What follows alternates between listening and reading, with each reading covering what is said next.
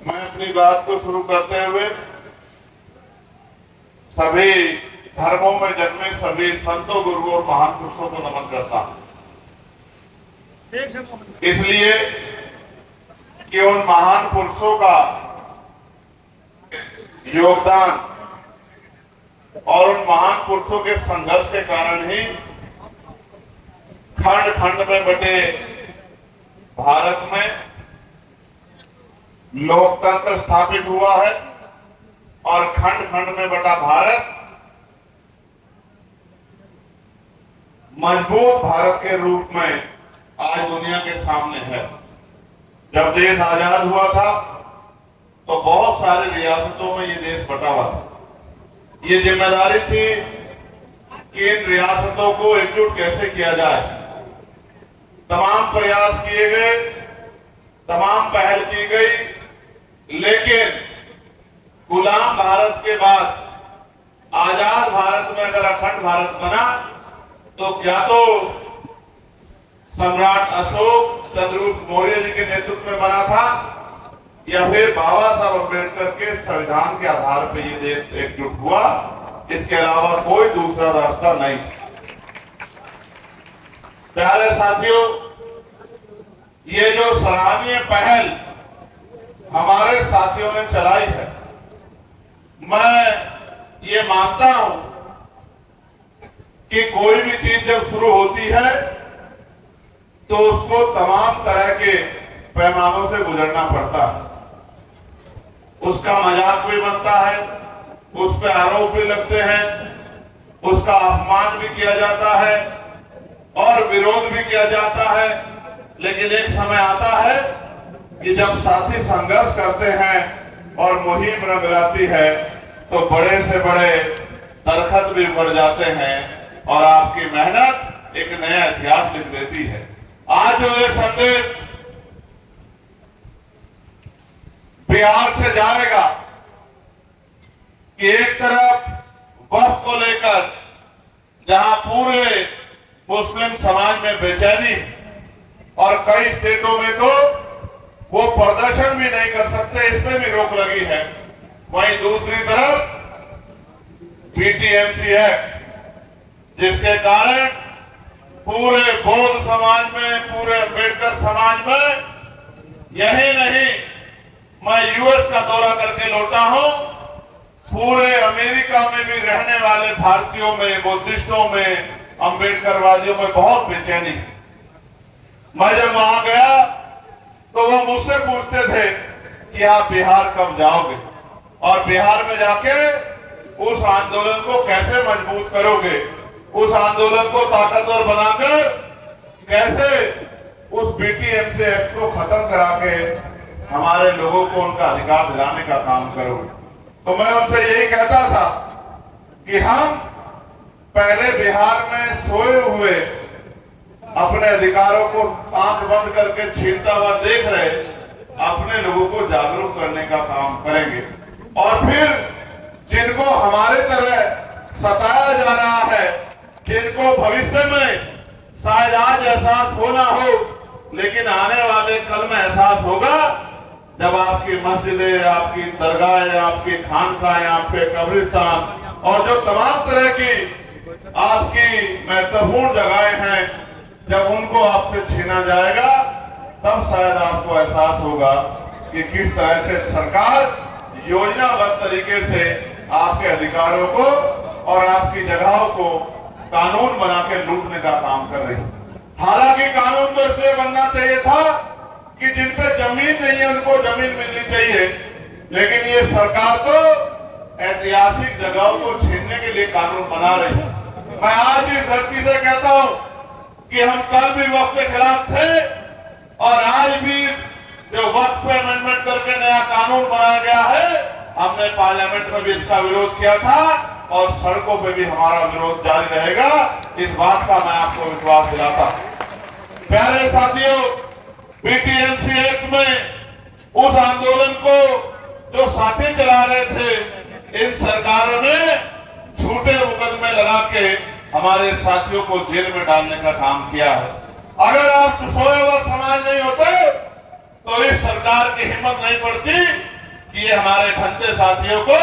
मुकदमे लगा के जेल में डाल देती। आपको क्या लगता है कि आपको ये अधिकार आसानी से मिल जाएगा? इसके लिए हमारे भंते जो समाज के अग्रणी हैं, जो धार्मिक रूप से समाज को रास्ता दिखाते हैं, वो तो आंदोलन कर रहे हैं, और जिनको आंदोलन करना चाहिए वो चैन से घर में पड़ के सो रहे हैं। इसीलिए आज बिहार के कोने कोने में जाके हमें ये अलग लगानी पड़ेगी कि अगर हमें बीटीएमसी एक्ट खत्म कराना है तो हमें अपनी ताकत यहां बढ़ानी पड़ेगी, और अपने जैसे लूटे पिटे जो लोग हैं जिनके अधिकारों को छीना जा रहा है उनका हाथ हमें पकड़ना पड़ेगा, और राजनीतिक भाईचारे से ज्यादा सामाजिक भाईचारा हम लोगों को बनाना पड़ेगा। जब हमारा सामाजिक भाईचारा मजबूत हो जाएगा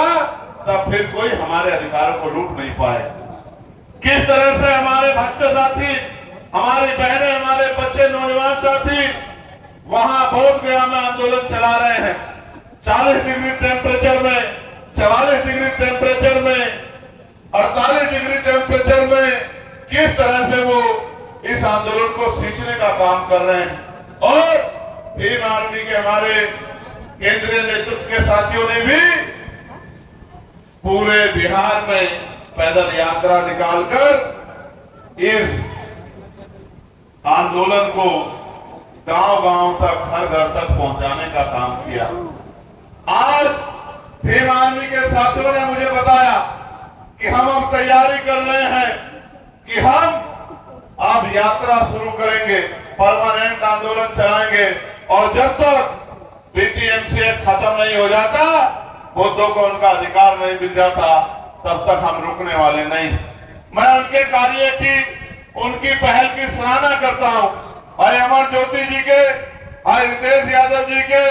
भाई जौहर आजाद जी के, हमारे संतोष भाई के,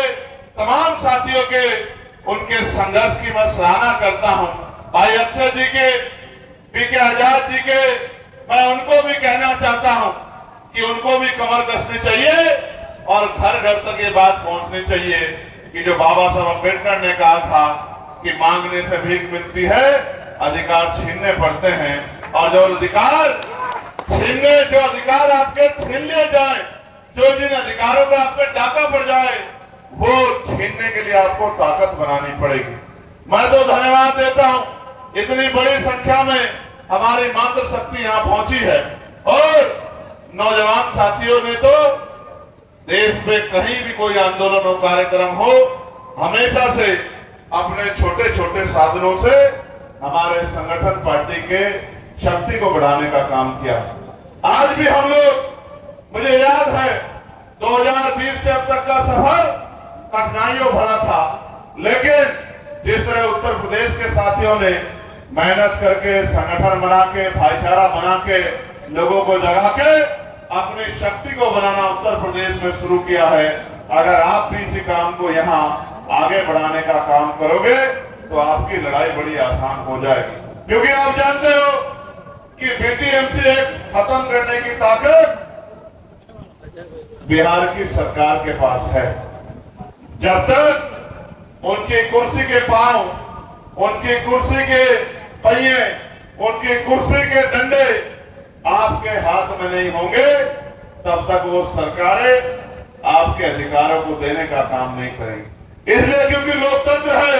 और जनता मालिक होती है, और जनता तक सही बात पहुंचाए और ऐसे लोग तैयार हो जाए पहुंचाने वाले, और बात पहुंच जाए तो कोई काम नामुमकिन नहीं है। मैं यहाँ जो नौजवान पहुंचे हैं, जो मुझसे बहुत प्यार करते हैं, मैं उनको पूछना चाहता हूँ, क्या मुजफ्फरपुर के मेरे साथियों इस बात को घर घर तक पहुंचाने का काम करोगे कि अगर अपने अधिकार चाहिए तो हमें अपनी शक्ति बनानी पड़ेगी, और एकजुटता, भाईचारा बना के ही हम कामयाब हो सकते हैं। हमें दो दुश्मन को पहचानना पड़ेगा। हमारे प्रचार का काम कमजोर है, इस बात का एहसास मुझे आज होता है, क्योंकि मैं जानता हूं कि हमारे जो नौजवान नेतृत्व है वो आर्थिक रूप से बहुत संपन्न नहीं है। मैं ये मानता हूं कि उनमें आर्थिक शक्ति कमी होने कारण